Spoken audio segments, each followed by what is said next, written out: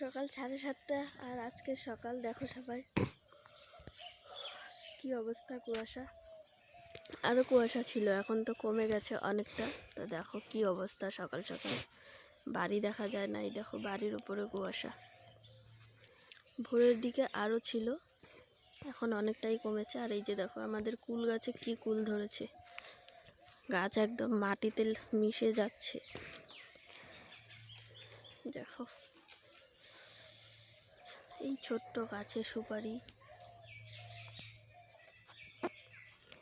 Good morning.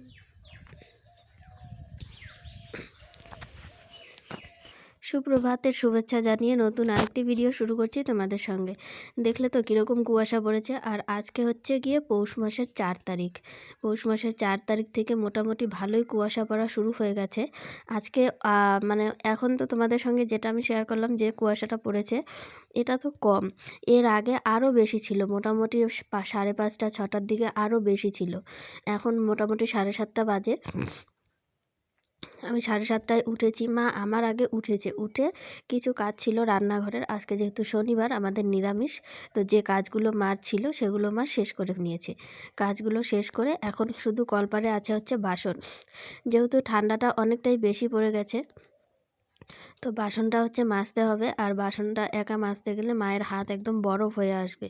অনেকগুলো বাসন আছে, তো মাকে বলছি আমি উঠানটা ঝাড় দিয়ে নিই, তারপর বাসনগুলো তোমার একসঙ্গে মেজে ফেলবো, তাহলে তাড়াতাড়ি হবে। তো মা এই যে হাঁটাহাঁটি করছে, শরীরটা গরম করার জন্য একটু পান সুপারি খেয়েছে। মা আগেও খেত, কিন্তু এখন আগের তুলনায় একদমই কম পান সুপারি খায়।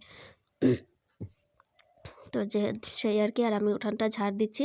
তোমরা ভিডিওটি দেখতে দেখতে চ্যানেলটি সাবস্ক্রাইব করে দিও, আর লাইক কমেন্ট শেয়ার করে সবাই পাশে থেকো। এই ছোট্ট চ্যানেলটার পাশে তোমাদের সকলকে চাই, আমার পরিবারটা আরও বড় করতে চাই। এটা আমার দ্বিতীয় ফ্যামিলি, যেটা আমি বড় করতে চাই ফ্যামিলিটা, যেটা তোমাদের সাহায্য ছাড়া কখনোই সম্ভব না।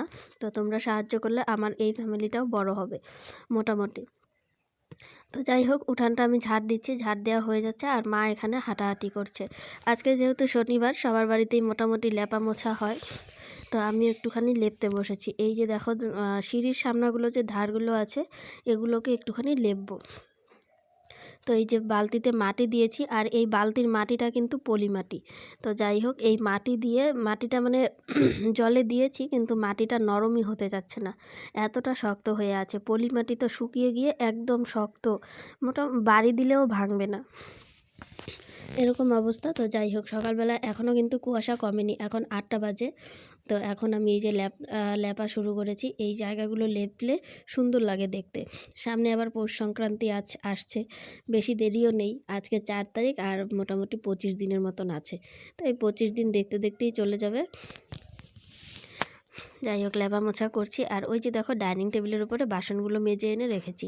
কলপারে একটা গামলায় দেখো এখনও কিন্তু কিছু বয়াম আছে, ওগুলোকে পরে ধোয়া হবে। ওগুলো মা ধোবে, ওগুলো আমার ডিপার্টমেন্ট না, যাই ওগুলো মায়ের ডিপার্টমেন্ট, মা ধোবে। তো মা এখন গেল কলপারে, কি কাজ আছে করবে।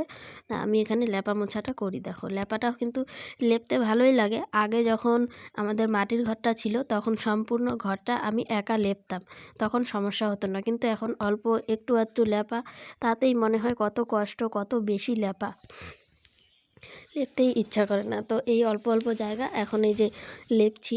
তো লেপা শেষ হয়ে গেছে। লেপা শেষ করে আমি হাত পা ধুয়ে পরিষ্কার করে এটা ঘরে এসেছি। এখন মোটামুটি একটুখানি রোদ উঠেছে, একদম হালকাভাবে রোদ উঠেছে। এখন আসলাম হচ্ছে ঘরে বিছানাটা তুলতে। এটা হচ্ছে মাদের বিছানা, আর ওইটা হচ্ছে বাবার লেপ, আর এটা হচ্ছে মায়ের ব্ল্যাঙ্কেট আর একটা কাঁথা, দুটো মিলে আমার ভাঁজ করতে হয়।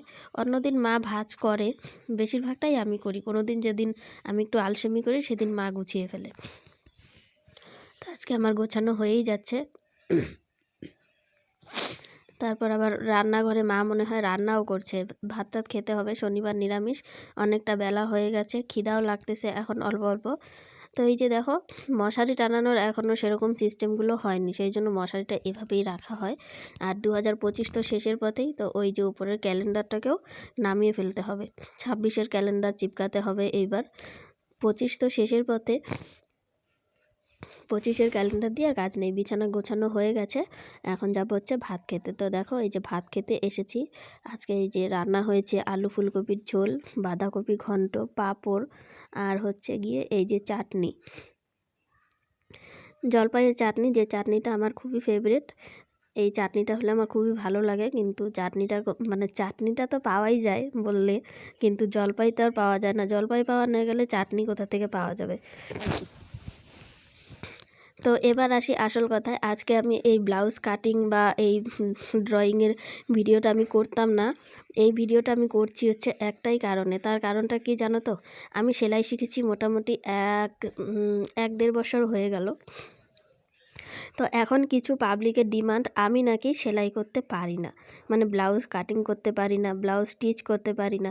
তাহলে আমি যখন কাটিং করতে পারি না, স্টিচ করতে পারি না, তাহলে সেই দুর্গাপূজার সময় থেকে তোমরা দেখেছো অনেক ধরনের ডিজাইন আমি মানে সেলাই ফেলাই করেছি, ব্লাউজ বানিয়েছি, অনেক রকমের ডিজাইন।